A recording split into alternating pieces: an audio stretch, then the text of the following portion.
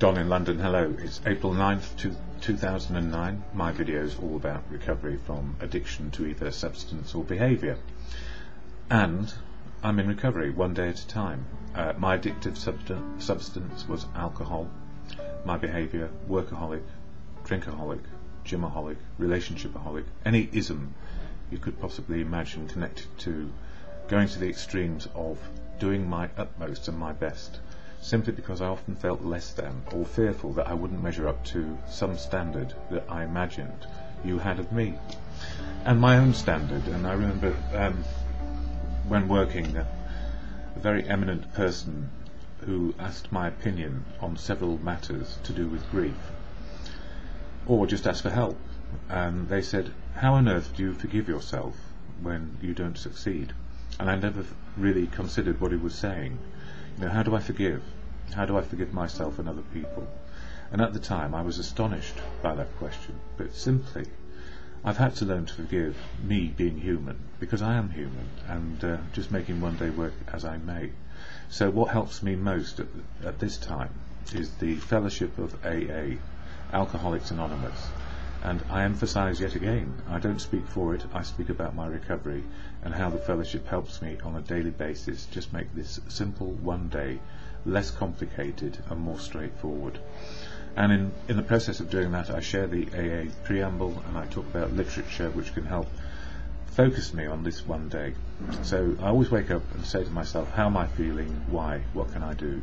And this morning I felt a bit disturbed, not quite sure if I'm on the right track or not, and that's a good thing. I'm feeling uncertain and, I don't know, not bent out of shape particularly, but open and willing and honest to take on board other people's ideas.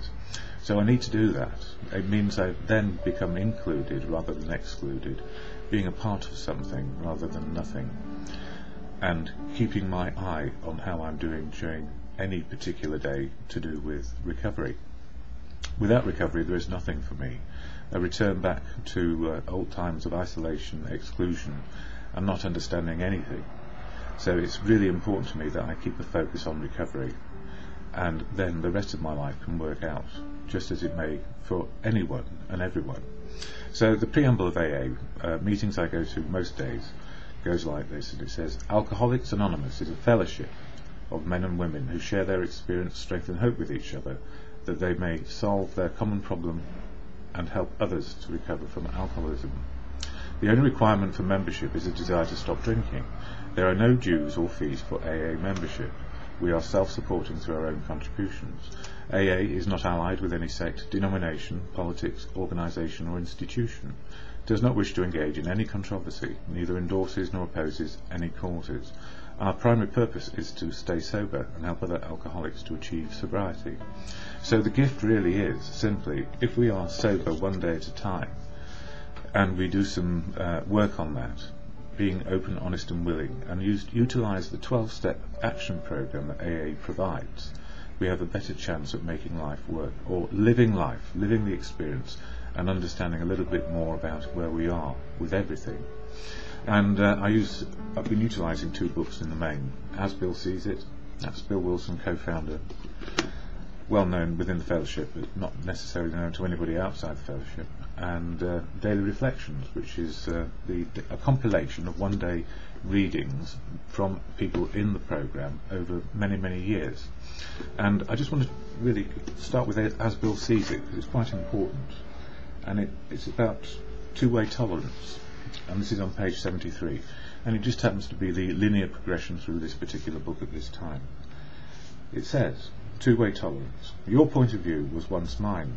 Fortunately, AA is constructed so that we need not debate the existence of God, but for best results most of us depend upon a higher power.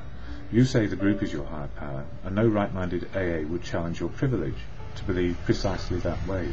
We should all be glad that good recoveries can be made even on this limited basis. So that's Bill Wilson speaking as somebody who has a very strong understanding of the God of their understanding. But turnaround is fair play. If you would expect tolerance for your point of view, I'm sure you would be willing to reciprocate. I try to remember that, down through the centuries, lots of brighter people than I have been found on both sides of this debate about belief. For myself, of late years, I'm finding it much easier to believe that God made man than man made God. Yeah, and you know, God made man, man made God. It's a circular debate, but the other thing is there, what Bill Wilson was saying, is we need to respect each other and our points of view. And I've been in correspondence with one person about whether or not it's okay to do these videos with me on them. And the absolute truth is, if you just saw a silhouette of a person, unless you're in AA and understand why that silhouette is there, the anonymity bit, you probably won't watch them. And you might be an alcoholic who's completely drunk watching YouTube, then suddenly this character who looks very ordinary and is just a normal person comes up and says, you know, AA saved my life, because it did, on a daily basis. And the gift is, we only stay sober one day. And if misfortune happens to me and I have a slip or a relapse, I can say cheerfully, I need to go back to AA straight away and promptly admit it and get back on the wagon. If I didn't do that, I would stay away and probably die. Now, that doesn't make me special and different. What it means is I'm just being pragmatic. And I am very certain that anonymity has its place to find sanctuary, you know, a sanctuary where we can find our truth. And anonymity remains a personal decision and a choice. So when I do these videos, I'm not looking for engrandisement. I'm just saying, you know, I'm an ordinary person making a video about recovery and why the 12 steps work for me. And this month is all about step 4, which is a fearless moral inventory.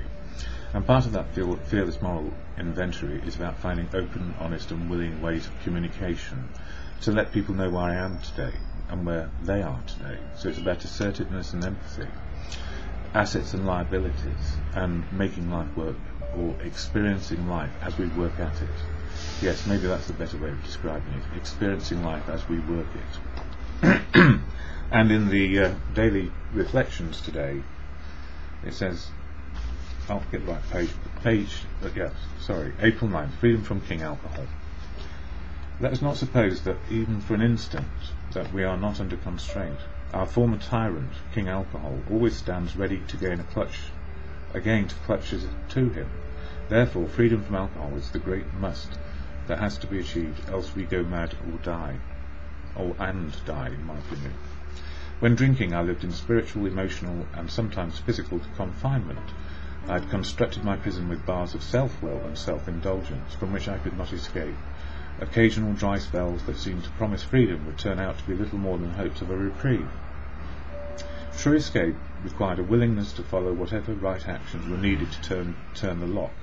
With that willingness and action, both the lock and the bars themselves opened for me. Continued willingness and action to keep me free in a kind of extended daily probation that need never end, or in other words, sober one day at a time. And you know,